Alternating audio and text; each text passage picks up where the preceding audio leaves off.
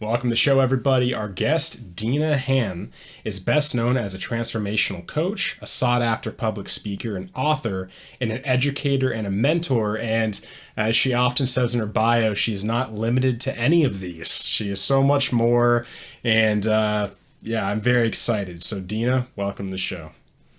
Hi, it's a pleasure to be here.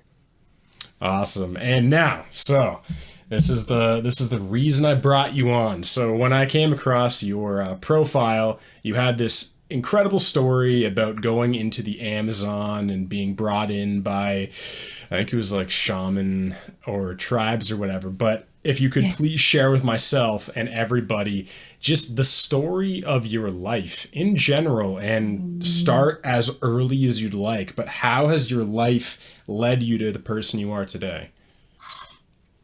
I'm thankful for the dark and the light because the dark became the light for me, actually. And going to the Amazon jungle was a gift from my ex-husband, actually, because he Mm. saw me just disappearing in so many ways with all the pills that I had to take from the car accident and from the Great Depression that I was into. So when I went there, I was truly lost. I felt like I was no longer a teacher, a mother, a wife, or anything. And I was spiraling down. The pills I took were in a jar about that big. They looked like jelly beans. They numbed me to my life and they depressed me. And what I mean by that is what was going on inside me in my subconscious. The medical field was just basically treating my symptoms. It wasn't getting at the root of the problem. So, through my trip to the Amazon jungle, I was able to go deeper into who I was. And I believe we all truly need to know the who am I piece in life. And I really got that. And through that journey, I was told that I was a goddess, and I looked at these people like they were crazy. Me, a goddess? I had no confidence in myself, especially after all the things I'm telling you that I was going through. But the truth is, we are all goddess if we follow our inner compass. We're God inside. And everything that we do will bring light to us if we're able to forgive ourselves for sometimes what I'll call our perfectly imperfections. And we all have them. So when we meet people and things happen and we struggle, that sometimes we can spiral down. But when you believe in the universe and the universe got your back, truly, you can spiral up and you can elevate yourself. And I call it being a human vibrator. And it sounds crazy, but that was my tagline in front of over 40,000 women a few years ago. And truly, we need to vibrate higher with our energy and believing in ourselves. And by going to the Amazon jungle, I learned to do that. I learned through my compass to have compassion for myself and for others as well, and to be able to learn to balance that in my life. And I called that my goddess compass. And I even wrote a book called The Goddess Compass because it's my transformational journey, which was an inner journey. I've been Mm. all around the world, but the best vacation I ever had was the inner journey. It truly was. I had to unpack a lot of things, and then I had to pack up things and leave things behind. And I mean that in a mental way. And physically, I became stronger for it. And to this day, I take absolutely no medication. I was depressed. I had an airline fracture from a car accident in my vertebra. Ooh. I walked with a cane for 8 months, and my life fell apart. I broke apart. But when you break apart, it's like you lit the light in. You really can lit the light in, and those cracks become healed. And I really feel that's what happened. So now, like I was saying to this beautiful human being here that's hosting this show, the universe got my back. And when things happen for me, I always ask the universe, what's the message? And sometimes I don't get the answer right away. but I process deeper and I go into that inner journey, and it teaches me so many life lessons. So I calm myself down that way. That's just a little bit. I don't know if you want to ask me any questions, but that's just the Cole's Notes version of my journey. Yeah. Yeah, definitely. I was yeah, how old were you when this car accident happened and then when you went to the Amazon? Oh my goodness. Math's not one of my biggest skills, but the accident happened about the same time that my father passed away, and that was Mm, 2008. mm, So it happens, shortly after my dad passed away. But again, when I look back at that, that was the universe telling me to slow down. I was a full-time teacher, full-time mother. I was also running another business on the side, working on my master's in teaching and learning. wow. I think the car accident and running a beautiful business. I had an Icelandic high-end clothing store on top of that. Like, how much Jeez. do you need to do to create an identity of happiness? Happiness is an inside journey. All of those things now are just a part of who I am, you know. Wow. And I so know for I had too much on the plate, and smack like yeah. that, the universe told me to take a break, get it Mm, together.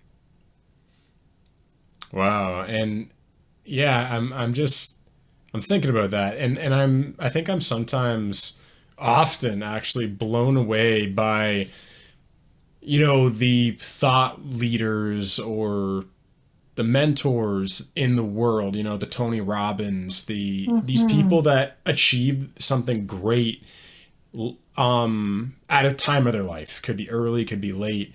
And it's like I think a lot of the time, we come across them when they've made it. We don't see the car accident. We don't see the depression. We don't see the breakup of a marriage. We only see Tony Robbins when he's Tony Robbins. We Mm-hmm. never saw, with all these people. And I think,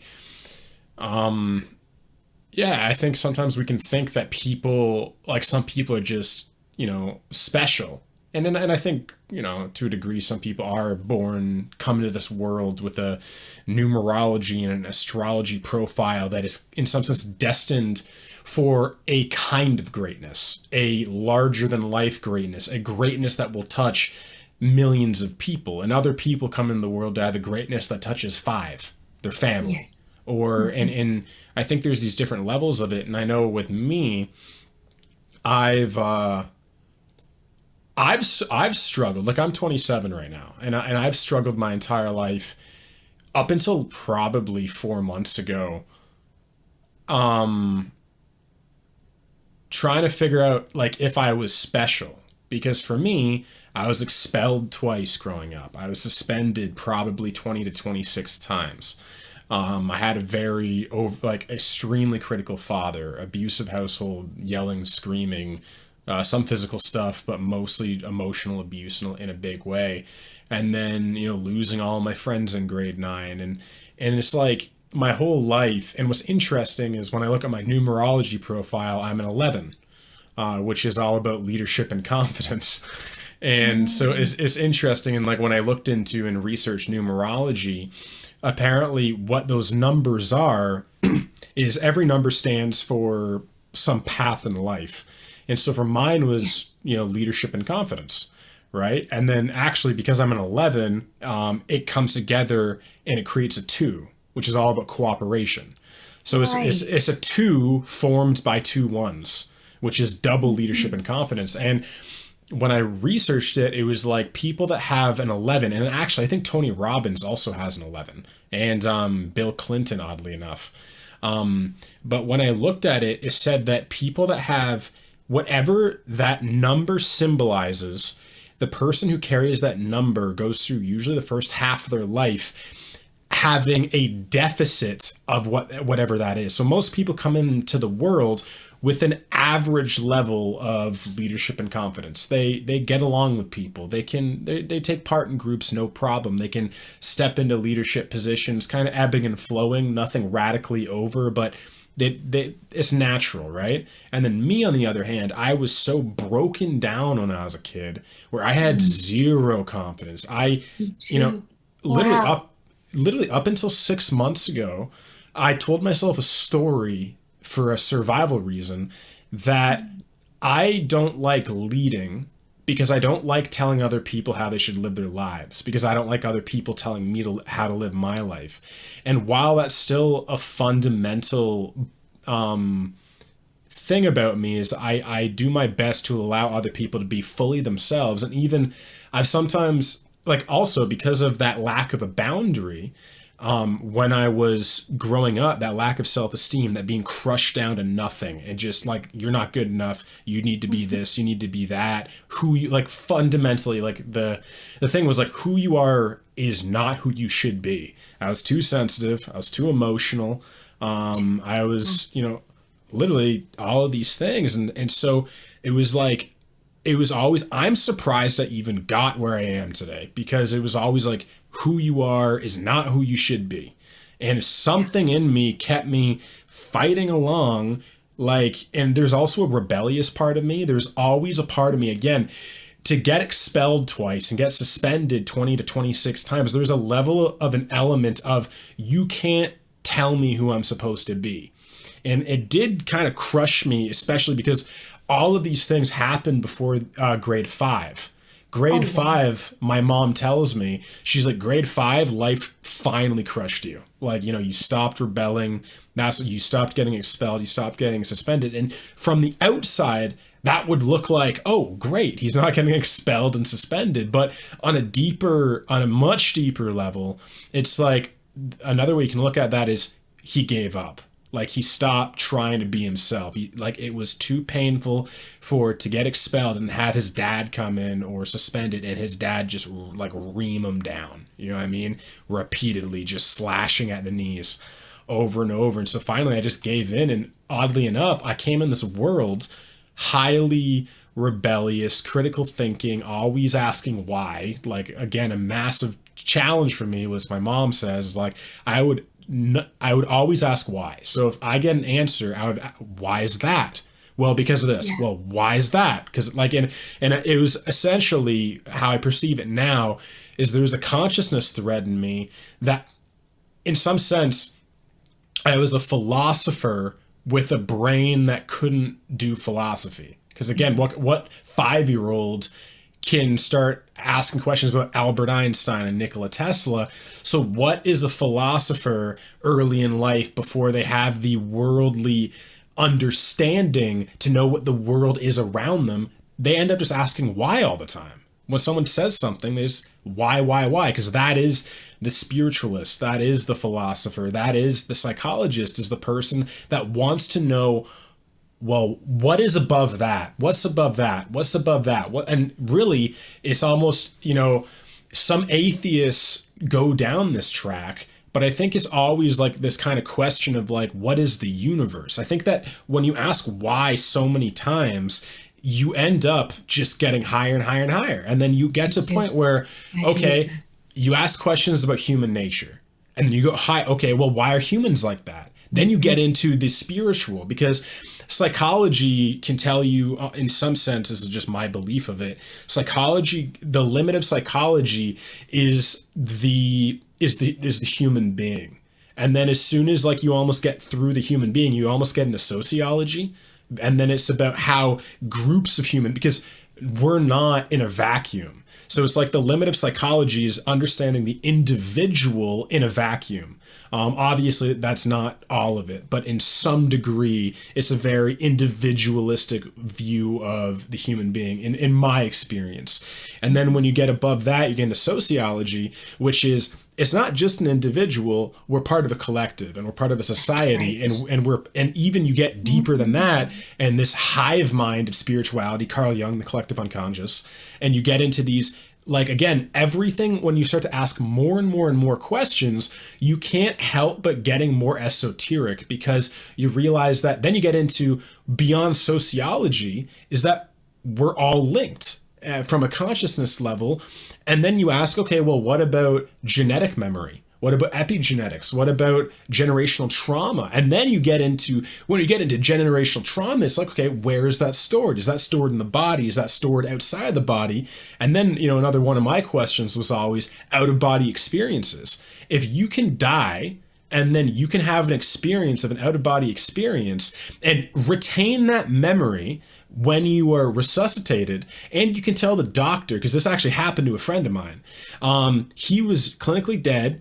And when he was dead, the doctors were having a conversation. He comes back in his body and he tells the doctors the conversation they're having when he was dead. And then the question is, okay, well, if you can store a memory when the part of your brain that usually articulates and processes experiences and stores memories, if that thing is offline, but you can still have access to the memory, what does that say about memory? What does that say about experiences? Where are they stored? Then you get into the field, and I know I'm really getting passionate here. Everything is connected. Everything is connected. Right? That's where it goes, right? The universe. So everything that happens to you, I believe, makes you who you are. That's why we need to accept the dark and the light that makes us.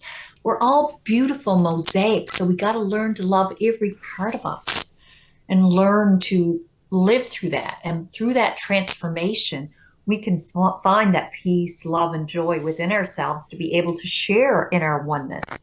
And I really like how you mentioned Tony Robbins, because I trained Jane Jewell, who was one of the founders when Tony Robbins first started out. She's the female version. And I also like that you mentioned life's purpose. That's Daniel Goleman's. That's a formula, right? Your life's purpose is based on the formula. You mentioned the 11 is the 2. So I remember doing that and figuring out I am meant to do this too. This is a part of my journey to coach and help people through my experience. And nobody can do it exactly like me, but I know that I've listened to my heart. And when you take the word heart and you look at the word earth, it's the same letters. We are all one. We're one heart. We're one earth. So we're all connected. So when I talk about that vibration as well. So my energy and my vibration connected me to you on this podcast. And it looks like we've had similar journeys. I had no confidence as a kid.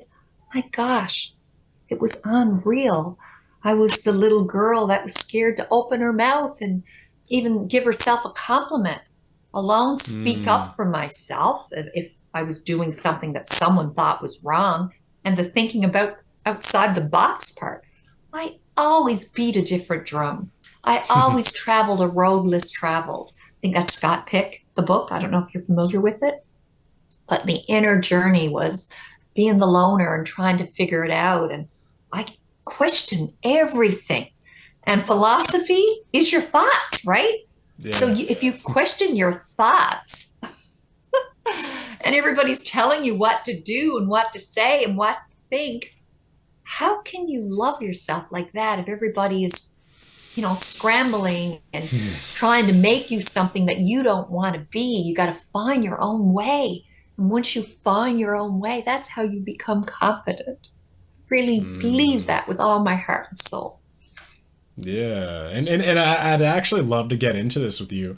What was little Deanna like? Because this is my hypothesis, is that I feel like who we are when we come into the world is like, it's a pure version of who we become. It's like without the conditioning, it's like obviously we become more intelligent, we become more knowledgeable and wise, but it's like the core energy I feel is very similar to when we come in the world. So for you, what was little Deanna like in the first, take us through the first 10 years. Deanna was the curious Georgina. You've heard of the Curious George? I was the curious Georgina. I always had to experiment and figure things out on my own.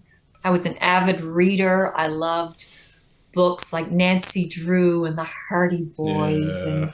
and the Bobbsey Twins and all of those books. They were so addicted, and that was my escape from reality. It was such a fantasy world. And I'm still a dreamer, and my dreams have come alive. I mean, I looked at my journal that I wrote when I was in the Amazon, Oh and wow. everything in my journal have come true. Wow. And it didn't come on the calendar like this is going to happen at a certain day. It happened. Oh my gosh, I've done that. I've done this.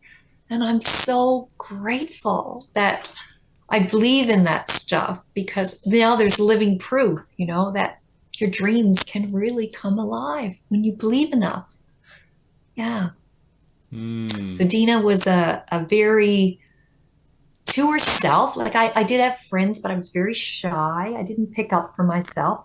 I would even go so far as to say I was the doormat for many people. No Mm. more. Yeah. Yeah, there was times I just didn't want to rock the boat and I have no problem rocking the boat now, but I do it with a gentle rock, with peace and love and joy, and I park my ego because I really believe that everybody has value just like I do. I'm no better than anybody else, but I'm no worse. So when I have a conversation or Mm. interaction with them, I'll try to, cultivate as much compassion as I can. And how can I meet my needs and align with someone else's needs at the same time, right? So I didn't know those skills when I was younger and I spiraled down in many ways. And I think that's why I got depressed despite some very traumatic things happened to me. I did get sick, in many ways. So I found my way and I'm not going back to that darkness. I took that darkness and I made it light, and I'll continue to put more light out there with my high vibration.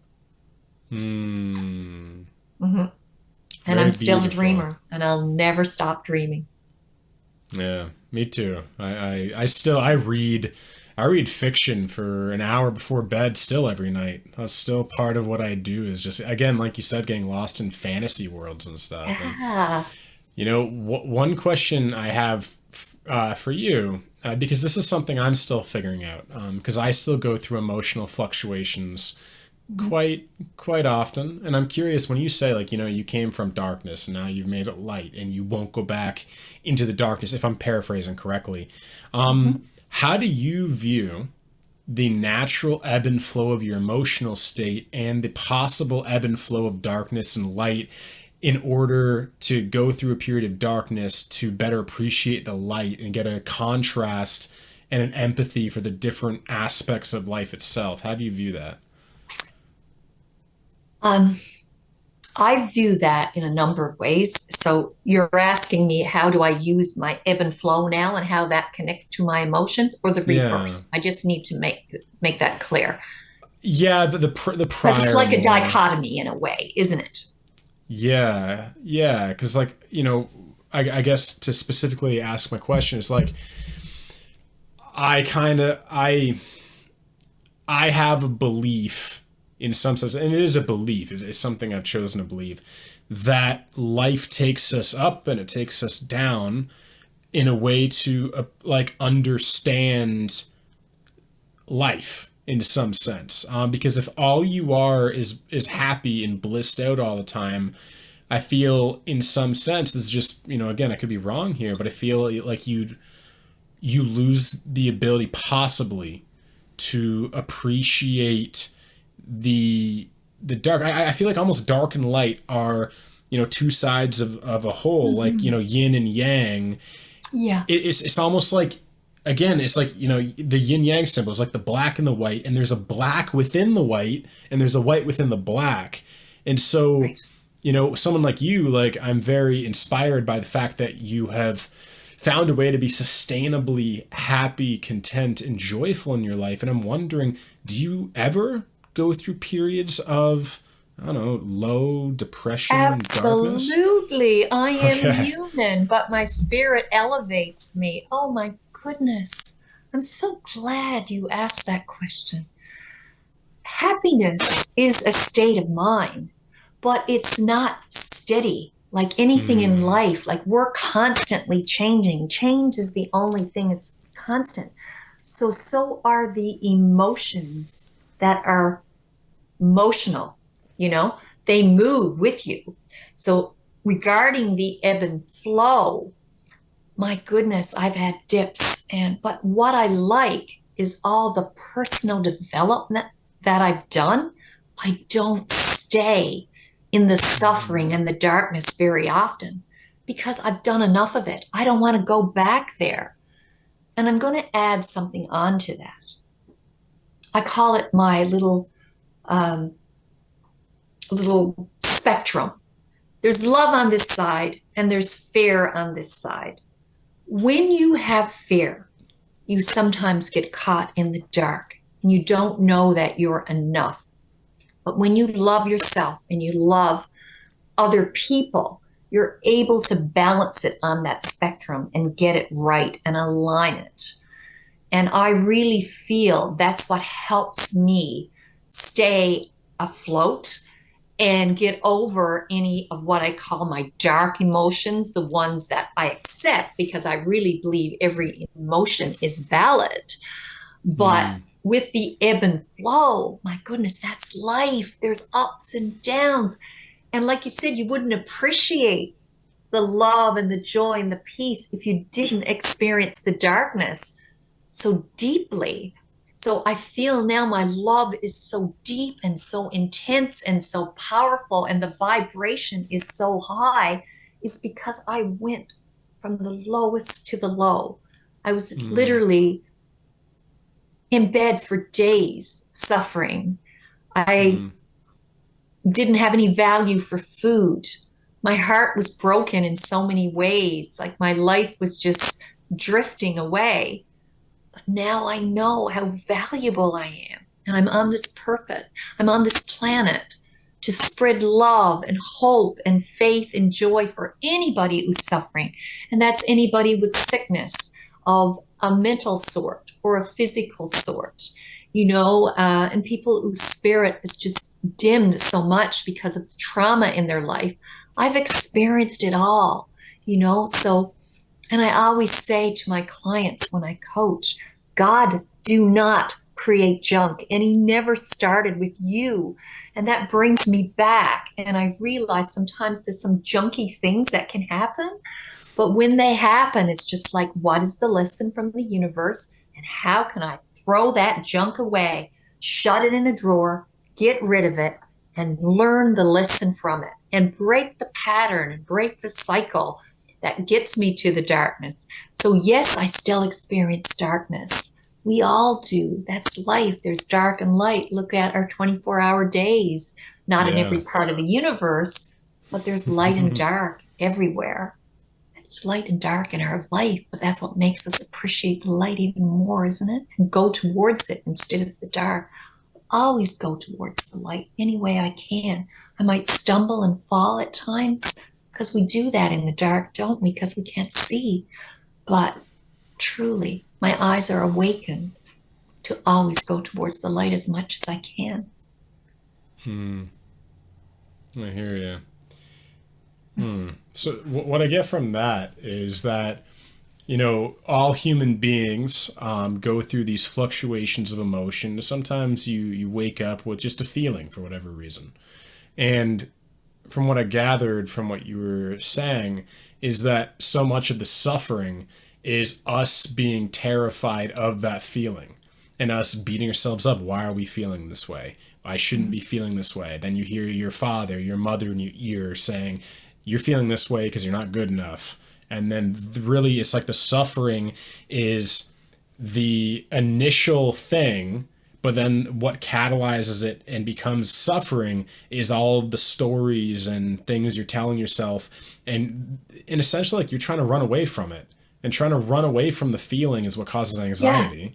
And then when that's you the fear, feel, you isn't get it? caught in this anxiety fear loop and it just spirals. So what I gathered from what you said is just like, okay, like things happen. I feel a certain way and I meet it with love. I accept it and I go, yeah, this is a feeling. I'm going to feel this right now. I appreciate myself and I love myself enough that no matter what happens in my body, in my mind, in my emotional state, I'm going to love and accept because this is a part of me and I love myself. And then very quickly that alchemizes that feeling and you just let it pass like like a cloud. And it might be there for four. And maybe also, something I sometimes think about is that, maybe just like we have these like circadian rhythms during the day, we have our waking, our sleep cycle, melatonin production at night, Yeah. and cortisol in the morning. Maybe sometimes, maybe if you wake up feeling a certain way, maybe that's literally like your body saying, don't go to the gym today, relax, read a book, Yeah. or meditate. But what we Wow. want to do is we want to go, well, no, I go to the gym every single morning at 10:30 a.m. And if I feel bad at 10:30, I'm still going to go to the gym. And your body's like, it's not like that. You can't just, you know, as you said, life changes, and you're trying to put a routine, a fixed, unchanging routine on life's natural cycles, and then you wonder why you get pissed off, anxious, or you spiral when you're denying your own physical reality, emotional reality, and just reality. You're just denying what is in the moment, and you're demanding that it change. And then you're blaming yourself for why you can't be perfect, and why am I feeling this way right now? And it's just maybe you're supposed to just drink hot cocoa or something. Like maybe it's rainy, and the sun's not giving you that almost boost of endorphins or feel good chemical that Yeah. would usually allow you to go for your extroverted step into the world. Maybe today is an inwards day. Maybe it's a work in day, not a workout day. And Exactly. yeah, And that's what I that's right. gathered And from that's that. your introverted side too. Like, we're all extroverts and introverts, and balancing that is hard sometimes in life. Some people say, I'm so introverted, I don't want to go outside. But the truth is, we're all social creatures and we do need to connect with people in our collectivity. But again, there's times you just need to do that self compassionate inner journey rather than go outside. So that's the ebb and flow part too, in the yin and yang. There's the inside of you where your light is, and you got to get your light bright, or there's no point going out because you're going to be parking your ego on everybody's front step, and you don't want to do that. You want to go out and let go of that ego and just and return to love in everything that you're doing. So I say, okay, going to the gym. If you're going there, you're not going to be in a great mood if you're not feeling well, right? So what are you going to bring in the front door? You're going to bring in your ego. I'm here. I'm trying to make my body in good shape, and I need to do this to get my mind all right. You're better off rejuvenating yourself with your gifts that you were born with. I believe that. I hear you. And I also want to go back to something you mentioned because I found this very interesting. I was having a conversation with someone about this the other day. But you mentioned God, if I recall correctly, you mentioned God and you mentioned He. Now, obviously, that's a very one way to look at it is that is a very religious way of looking at it. And I'm not saying, and I'm going to add on to this because from my perspective, in some sense, God, the universe, how we perceive it is how we need to perceive it in the moment. So sometimes, especially channels, I feel will have this, where sometimes God comes as a man or like a masculine energy. Sometimes God comes as a feminine energy. And like I've had channeled experiences, I've had psychic experiences myself, and I've had one where it was clearly a masculine energy. And so I'm curious with you, how do you perceive God, the universe, and how do you perceive that in terms of masculine, feminine, or even something beyond even those two polarities? Thank you for that question as well. And I've pondered that one a lot, but I'll always say God is compass. So obviously I connect to the female version of it too. But I say he because that's the traditional thing that I've been taught all my life. But I really don't know, you know, if this will resonate with you or not. But I believe we are all God's children. I really believe that. And we have energies inside of us that are masculine and feminine. and we all have certain amounts, and that's what makes us all very unique. So the goddess and the god live inside of us. There's no clear, you know, female or male version of God. We are all God's children, and we're all uniquely made, and our journey has made us all unique as well, and we were born unique. So that's part of it. And I believe all the lessons that we learn in our life, if we go towards the light, I think we become a mirror of God or Goddess's children. If we go towards the light, if we don't go towards the light, or we stumble in the dark and stay there for too long, then we lose our God will, you know, our God light, our God love, because we know that we were all created out of love, right? And we are co-creators as well. So I'm spiraling a little bit around your answer because it's a tough one. Yeah. But I really believe a big part towards going for the light for me is two big things. One is gratitude for everything that I've had and everything that I've been through.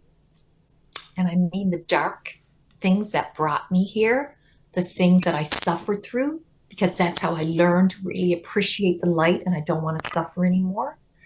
And not only the gratitude part, but another part that is really strong in me is also the fact that I am the light. And by learning to forgive people, I bring light to them, and I lighten their burdens, and I lighten my own burden. And that's a form of freedom for me. And I always say, if I ever met God someday, because we all hope to meet him or her, if he ever asked me a question, if I ever said to him, sorry, my goodness, I'm so sorry for what I did 5 years ago. What are you talking about? I don't remember. So that is my philosophy. And if we do that and live our lives and not hold grudges for people, but take the lessons learned and let it go. It's in the past. Yesterday's not on the calendar. Neither are you. Neither is the situation. You've learned from it. You can break that pattern. Then your light shines so much more brighter when you do that. And that's where the peace and the love and joy on earth, you know, can grow. And we can cultivate that through compassion as well. So that's how I look at God or Goddess. I feel that. And yeah, it's interesting because, yeah, I've been thinking about this forgiveness a lot lately.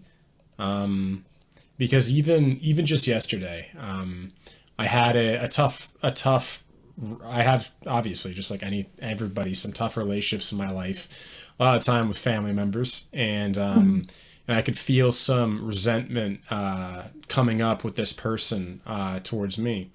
And so I asked them yesterday, I was like, hey, I feel like, I feel some possible resentment coming up. Like, how are you feeling about our relationship?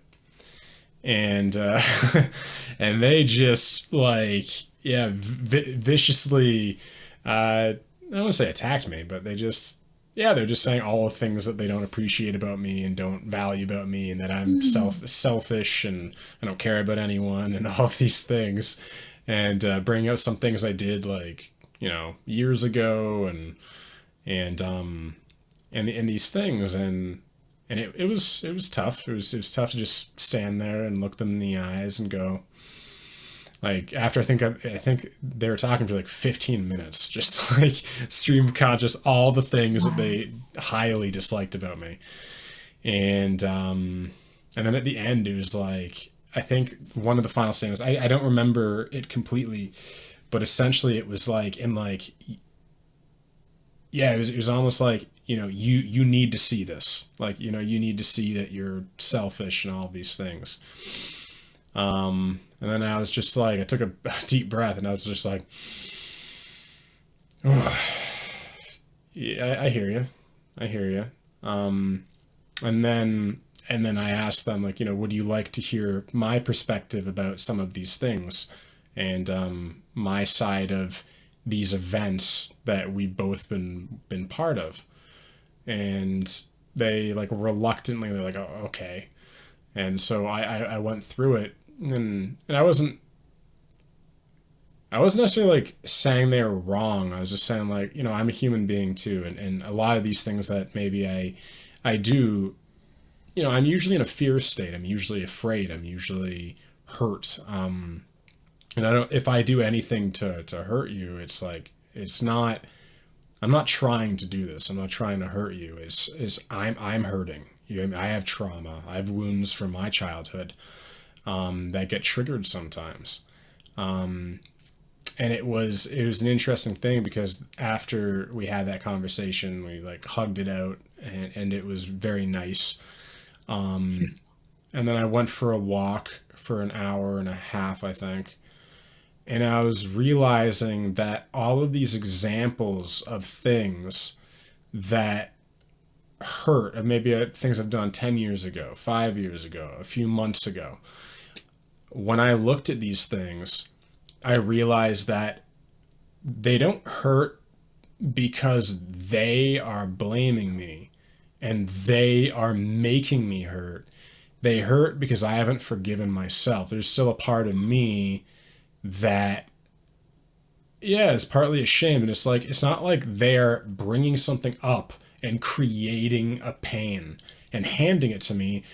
It's like there's already a pain in me, or shame or guilt or something. And they are just, reminding me of something I possess.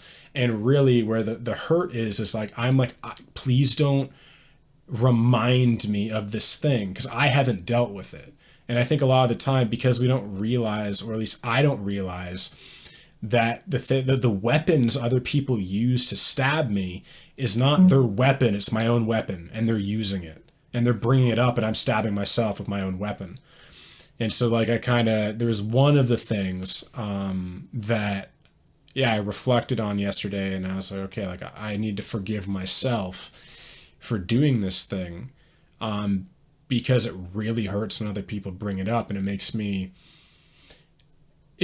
very difficult to move on with my life, because it's hard sometimes to, I sincerely believe I'm here. I sincerely believe I have a lot of love in my heart, and I'm here to love people, love myself, and bring light to the world. And I do what I can to be in integrity, to be authentic, to be loving and kind. And it sometimes like keeps me up at night, these things that I've done, or these things in my personality that are at odds with the very values I want to step into. And in some sense, I feel like I can't step into these higher values when I still possess this guilt and the shame of things I've done in the past. And so what I did is, I went through it yesterday on my walk, and I, forgave myself for a couple of these things, so that I can finally be the person I want to be without feeling like, because I think in some sense it's natural to want to step into something greater and feel like you're a fraud because of something you've done, because in some sense, not saying you should feel like a fraud, but in some sense you should feel like a fraud because you still have that and you haven't forgiven yourself. And it's up to you to forgive yourself so that you no longer need to feel like a fraurt. It's almost like a choice. Right. It's like, okay, you still haven't looked at this. You've repressed this. And because you've repressed it, it's like when someone brings it up, it's like they're tearing the thing that you've repressed right back up. And you're like, no, I've tried to put that away. I don't want to see that. Don't remind me of it. And it's like life is constantly presenting you your repressed emotions and your repressed feelings. So it's like, you don't need this anymore. Like, we're not making you face this to hurt you or to crucify you. We're bringing this up so you can finally let it go, so you can become who you want to be. Because the thing holding you back from that is the guilt and the shame of you unable to forgive yourself for something you've done in the past, Exactly. So forgiveness unlocks your potential, right? And you have to be that soul without shame. We've all made mistakes in life. We've all erred, but as long as we've grown from them, that's what's most essential. That's our Mm, essence, you know.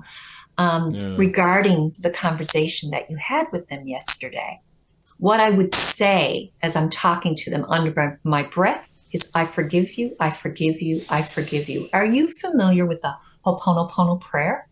Are No. anybody? Yeah, you are? No, no, I'm not. Oh my gosh, it's the most powerful thing. I have it on my door upstairs, and I use it in my coaching as well. And I think it's very important here because I say yesterday is not on the calendar, and neither are we, neither is the situation.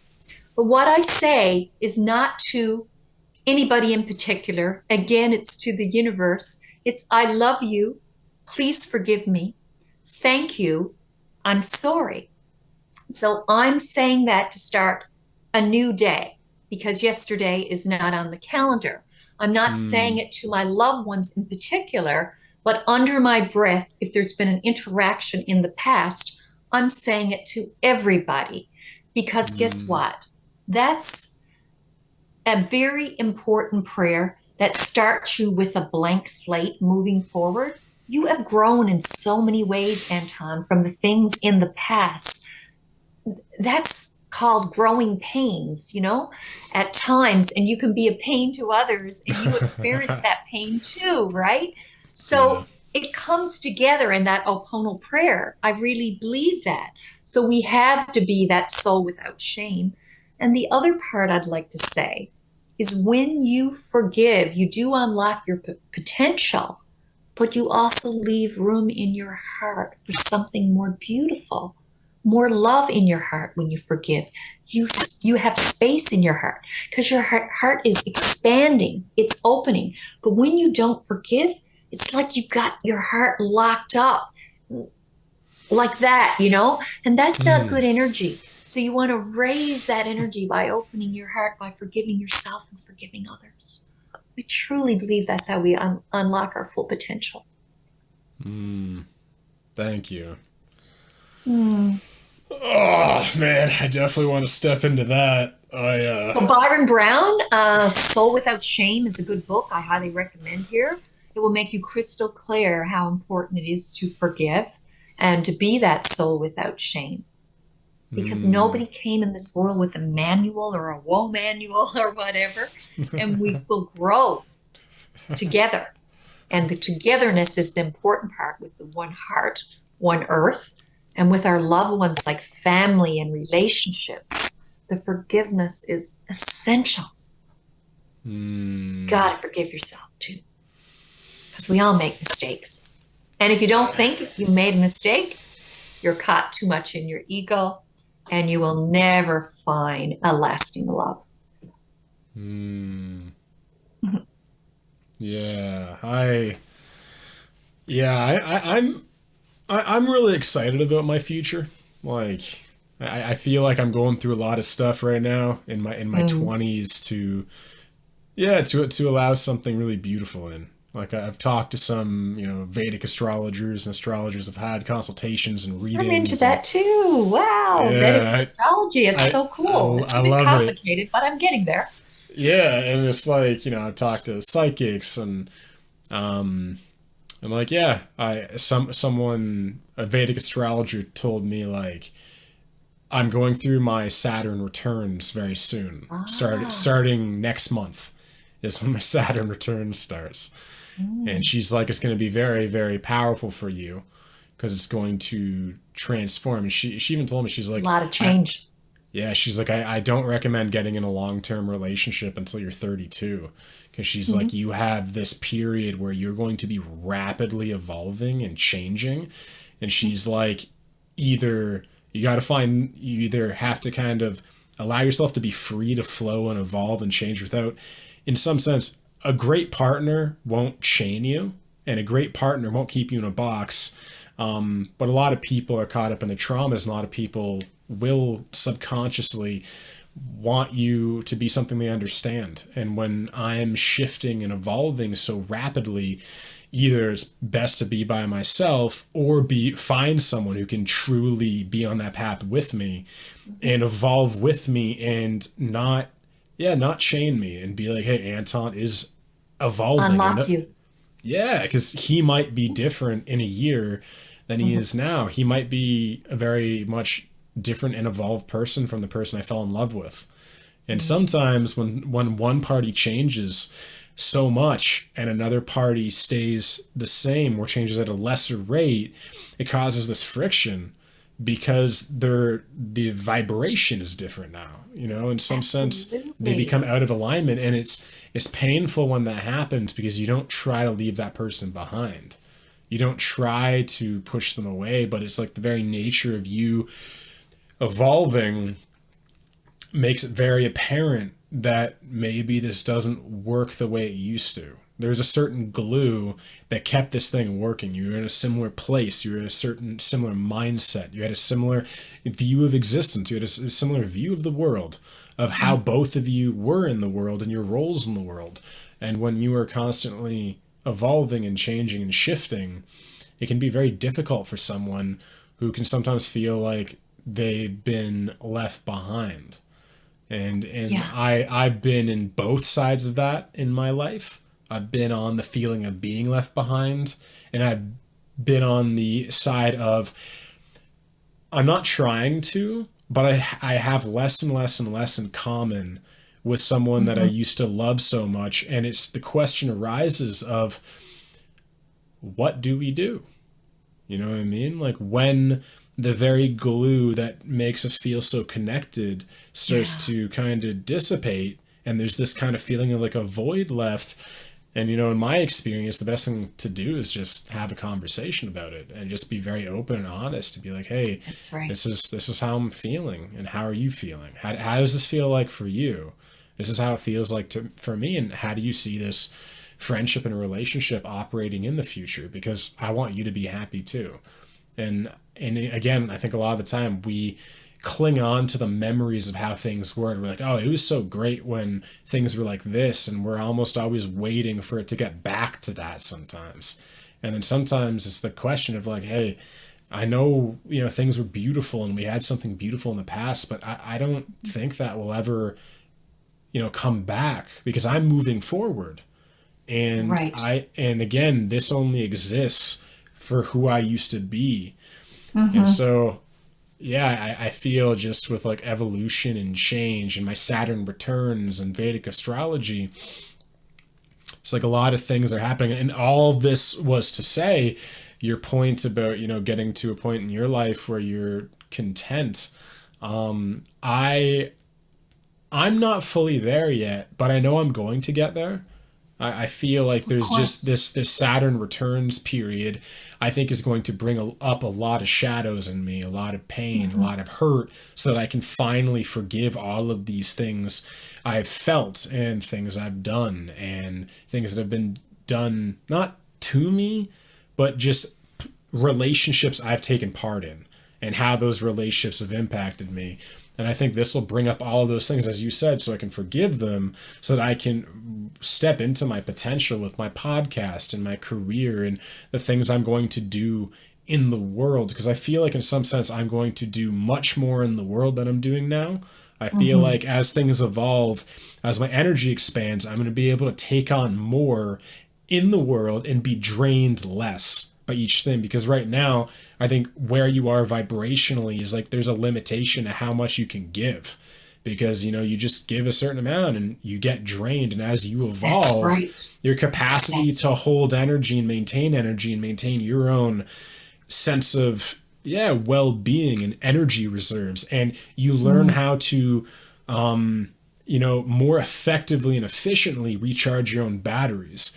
And Absolutely. I think there will be a Yeah. time when I am, doing work in South America and, doing my Ah, podcast, and yeah. I think I'll be able, because I see myself doing that. I don't see Mm, myself staying in Canada beautiful. all the time. I see myself traveling the world and meeting the human beings of the world, because I live a very isolated existence right now where I feel like I'm just so focused on myself and evolving and letting go of things I need to let go of, that I don't have as much to give the world as I'd like to. But I know in the future, as I evolve through these things, I'm going to get to a place where I have so much more to give of myself and to be of service with other people, that I'm just really excited for like when I'm 35 years old or 40 years old, and just, yeah, the beauty I'll be able to bring.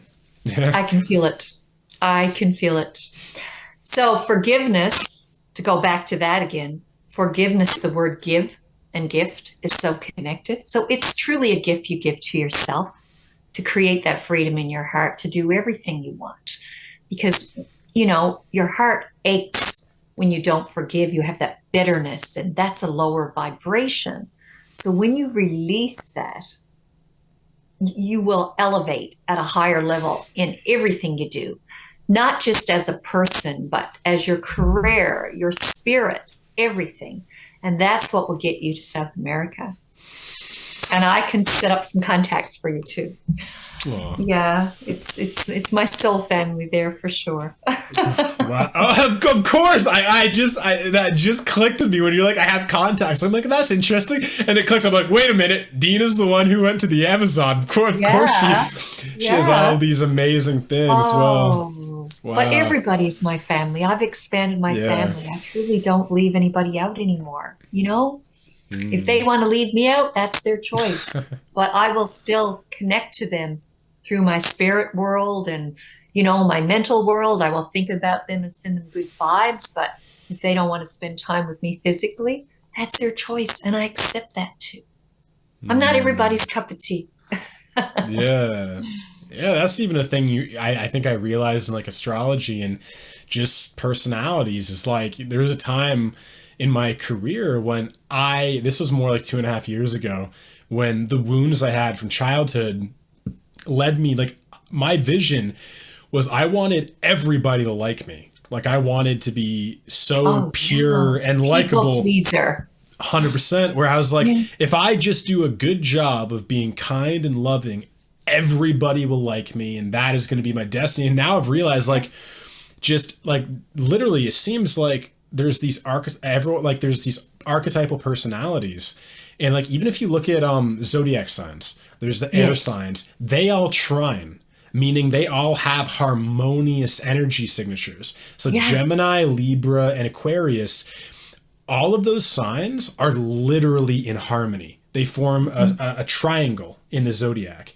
All of the fire signs do the same thing, the earth signs and the water signs. And like right there, it kind of like, and then this is interesting too, is every sign has an oppositional sign, which doesn't mean it's bad. It means that it's going to teach you lessons though. Exactly. And it's a sign that values the exact opposite thing in life. But they're actually, if you can learn to reconcile them, you realize they're actually symbiotic in a way.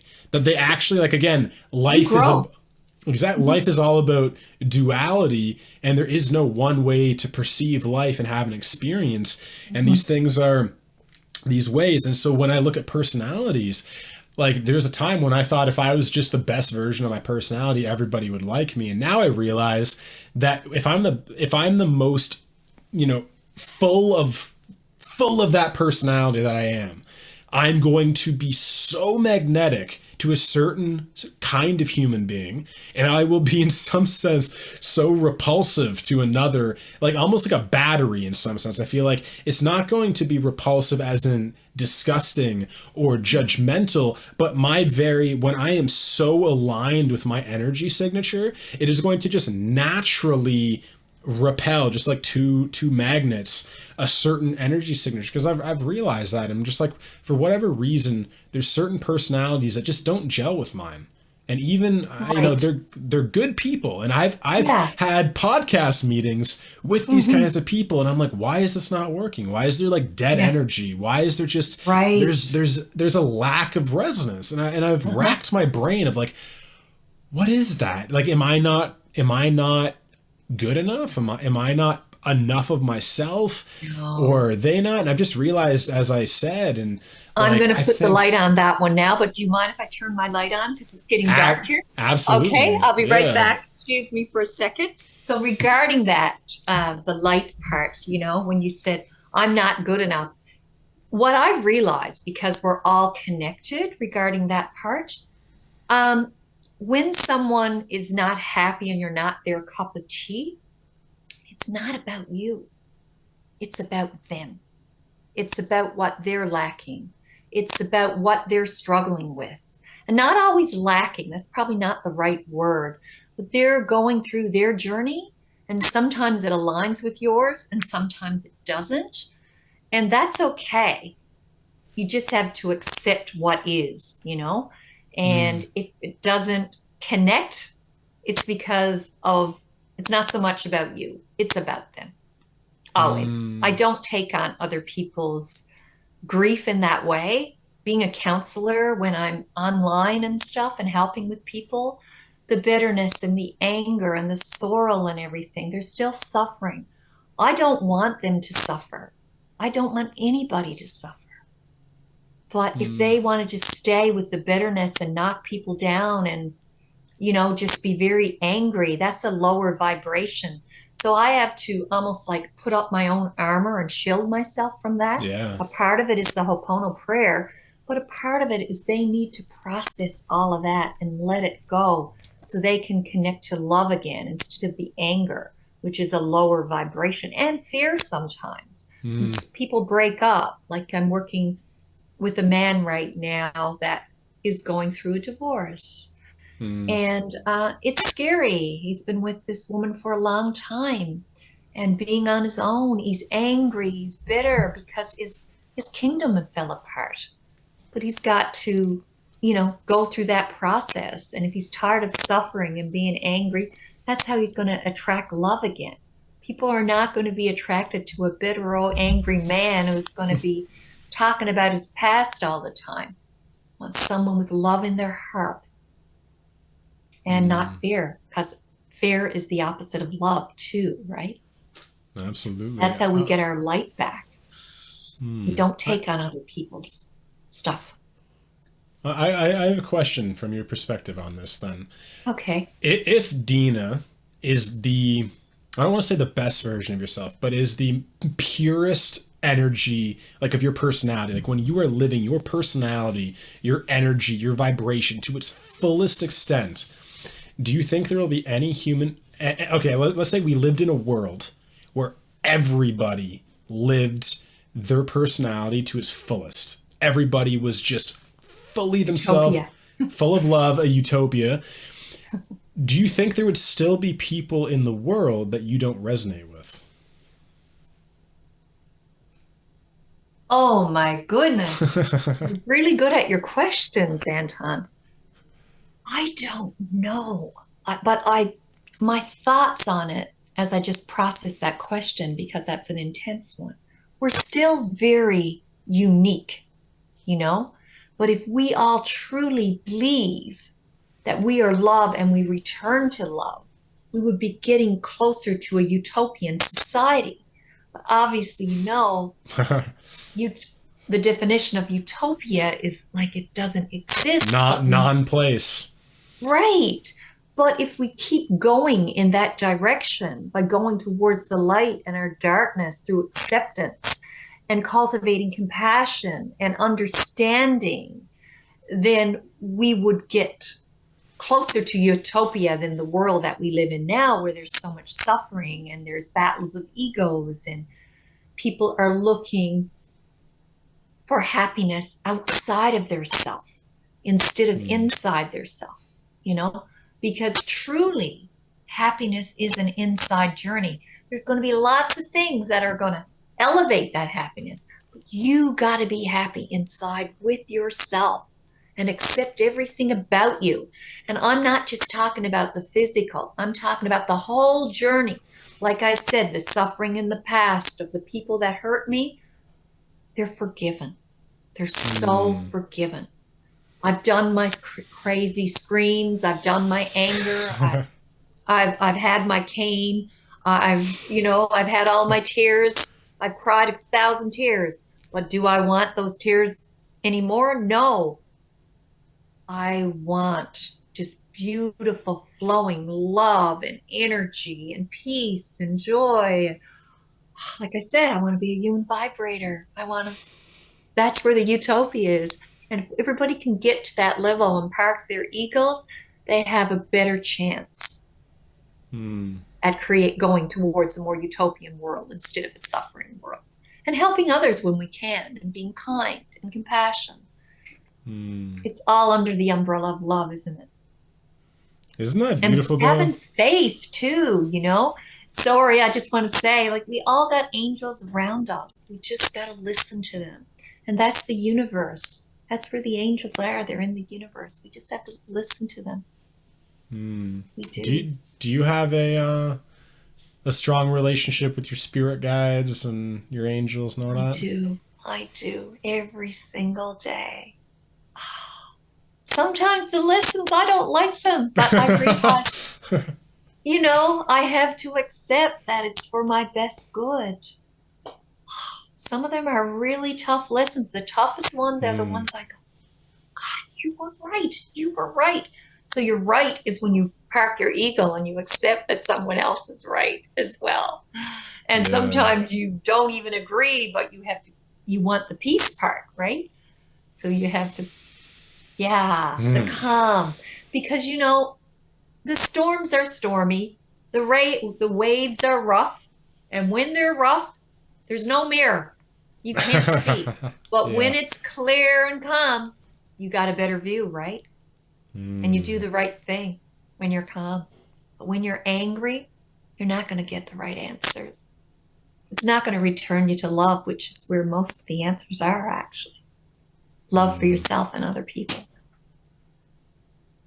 Oh, that is the end of it. So we're going to go into shameless plug time. So if you could share with myself and the audience what you're currently working on, where we can find you, all of that stuff. Okay. So I have 2 books published on Amazon. One is The Goddess Compass, and it's basically a trip into my journey, and you just got the short version of it here. I have another book that I wrote, and it's basically affirmations for every day of your life for 365 days. But it's also a book. It's colorful, but you can actually write on the book as well on your iPad or your Kindle, or you can buy it and write right in the book. And it's a collection of affirmations that I use every day. And sometimes they're just miraculous for me. So I hope they're miraculous for you. I also have a website. It's goddesscompass.com, goddesscompass.net. And that's where I do my coaching. And you can look at a part of my journey there. There's also a blog, lots of free information. And I just love what I do. My mission in life is to help other people get over their suffering. And I feel that every day something happens that I can just go and take it and put it into my business. It's very difficult to separate a mission when your business is your mission and your business is your life. It truly is. And I don't even want to separate it because it elevates me and it gets that vibration higher. So, and I also offer a free 30-minute call to see if we can work together to help you get over your suffering. And that's free for 30 minutes. And then we can decide where we go from there. And I've had people barter with me if they couldn't afford it too. I can't say that's one thing I love, but I really feel hard to not help somebody because that's what I'm here for. My heart is the earth, actually. And one thing I will attest to is I remember when we had our intro conversation to anyone who's like, I wonder if Deanna's the real deal. Like literally, I think like we were supposed to have a 30-minute call and I think it went for like an hour and like literally you were like coaching me on that like meeting. It was supposed to be a meeting call for a podcast and I told you some stuff and like you literally like wrote down some notes. You're like, you know what, Anton, this is what I'm seeing. So anyone that doesn't believe that you're the real deal, like you're very open-hearted and just seeing what you've just the way how attentively you listen to me. Like I'm very empathic. I can feel people's vibrations. And, I know when people see me and when they don't. And I know that whenever I speak to you, I feel like you are peering right into my soul. So I sincerely believe you're very good at what you do. Thank you so Yeah. much. It's connection. It's connection in our oneness. It really is. Nobody should be left out of love. Nobody should suffer. I hear you. All right. Well, Deanna, this was an absolute pleasure. Thank you so much for coming on. It was my pleasure too. All Take right. care. God bless you. All right. Love Take to care, all. everyone. Bye. Welcome back, everyone. If you enjoyed the episode, be sure to let me know in the comment section down below. And if you want to check out more episodes just like this one, click right here, and I'll see you in the next one.